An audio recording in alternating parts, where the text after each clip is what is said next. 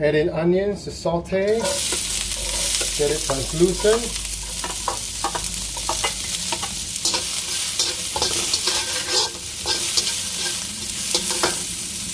Add in garlic.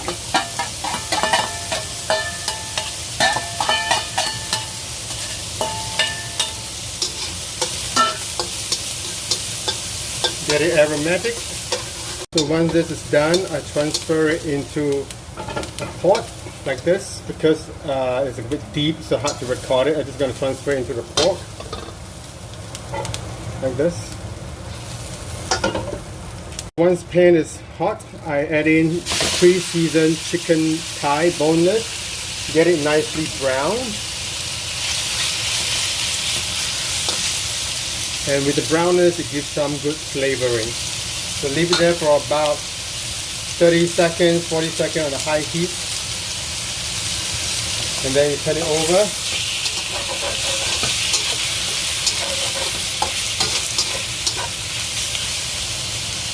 You can further add in some smoked paprika generously. To the chicken, try to there is a good flavor. Get it all seared, every side of it. So when it's a little bit brown, you can transfer it to the pot together with the onion. The reason I'm doing in the wok and then to the pot because of the large quantity. Otherwise, you can cook straight into the pot. Go on to the second batch.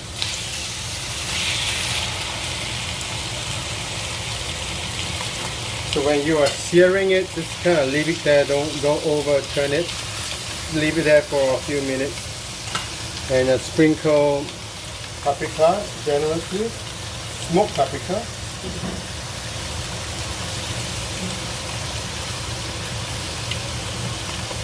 So sear below, turn it over, mix it well with the paprika. Add a little bit of oil if you need to. Generally, you don't need to because the chicken thigh with the skin will render oil after a few minutes. So it's good brown. Look at all this brownness around it. So you can remove it, transfer it into the pot.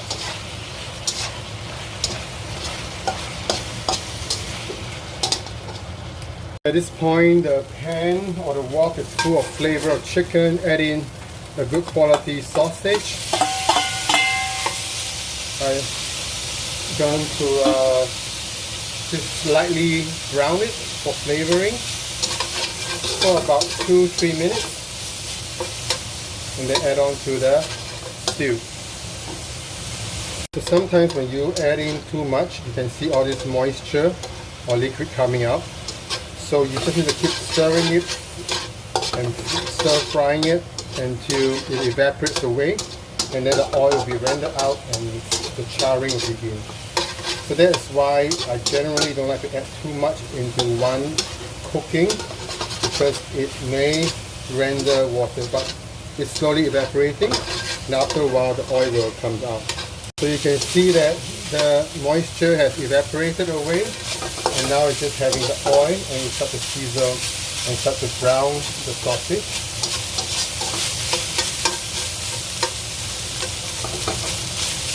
So what I'm going to do now with all this flavor, I'm going to add in button mushroom, about maybe 500 grams to 600 grams. Just keep stir fry till the mushroom absorb all the flavor and lightly brown. So when this is done, you will start smelling a nice golden brown smell of mushroom, sausage, and then you can add it in to the whole pot of stew. Everything has been added into the pot like this.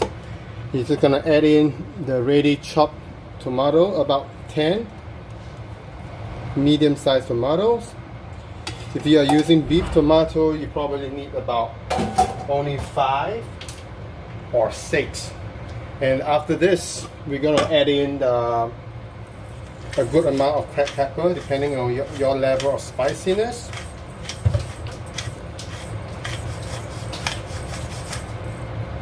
Add in a can of tomato puree and add in about 1 can of water.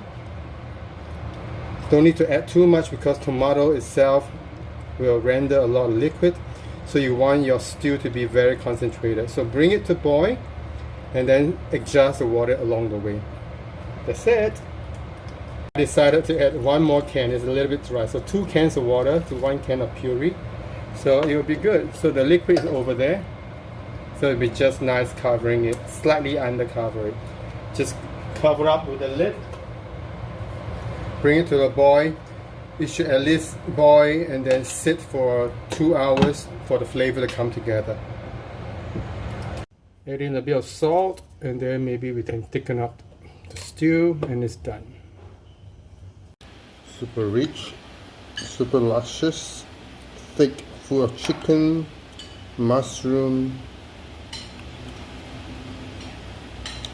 and tomato. Beautiful.